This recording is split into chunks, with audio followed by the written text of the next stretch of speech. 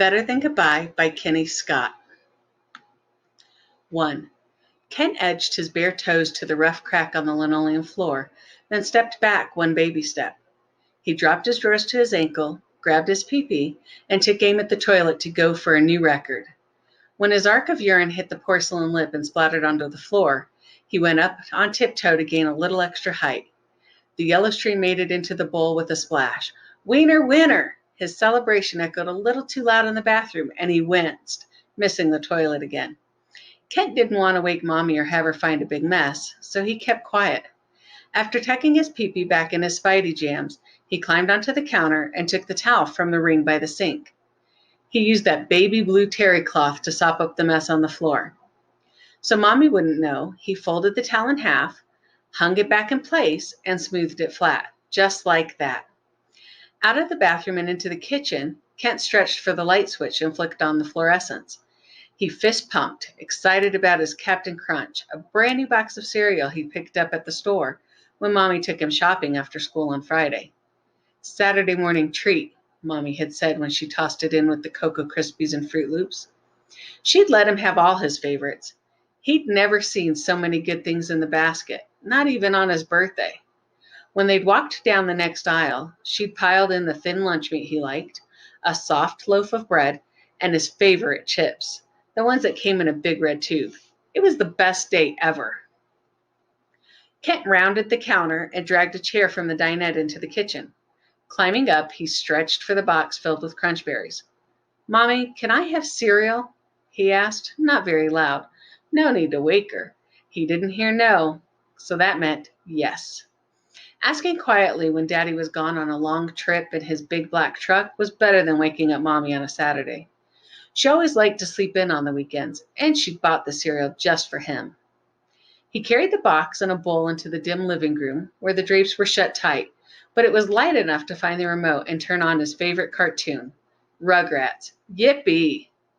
Kent poured the cereal in an orange plastic bowl, then ran back for the milk.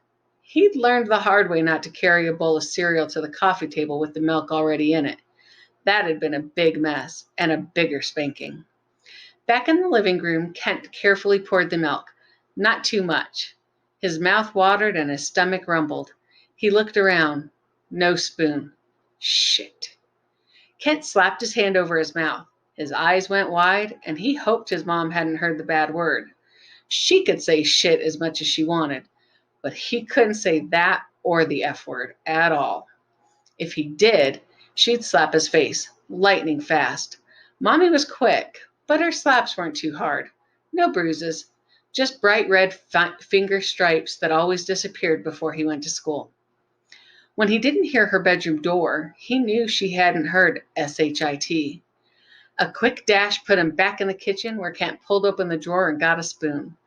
On the way back to the living room, his arms slashed the air, wielding the utensil like a lightsaber. He celebrated no school and no slap, then plunged his spoon into his bowl while staring at his cartoons. The good times would last until Mommy woke up, changed the channel, and told him to go outside. He'd finished his cereal by the time Rugrats ended. Batman began, and Kent hurried to the bathroom during a stupid commercial. Mommy usually showed up when he took so long in the bathroom. She made sure he was clean after number 2, but she didn't come into the bathroom today. He was careful, and this time he remembered to wash and dry his hands with that blue towel he'd hung carefully on the ring. The house was still quiet when the phone on the wall rang and rang and rang. He stared at the phone and wondered why Mommy didn't get up and answer it. When everything went silent, Kent didn't like how big and quiet his house felt. He turned up the TV and didn't care if the rattling speaker woke Mommy. A boring show about animals in Africa came on, and Kent went to the end of the hall. He stared at Mommy's bedroom door and waited. A lion on TV roared, and the sound echoed through the entire house, but her door stayed shut. Creeping closer to her bedroom, he turned his head to press his ear against the door. Kent held his breath and listened. Not one sound came through. No snoring, no shuffling. Reaching for the knob, he tightened his fingers around the cool metal and turned it slowly. Inch by inch, the door opened with a squeak. Kent tiptoed into her bedroom, padded barefoot to her side of the bed, and reached. He pushed the rumpled blankets. No Mommy. Maybe she was on Daddy's side. He ran to the other side. Nope, not there either. Kent climbed on the bed and lay his head on the spot where Mommy's pillow should have been. He stretched his little 6-year-old body out as big as a starfish, closed his eyes, and pretended Mommy wasn't gone.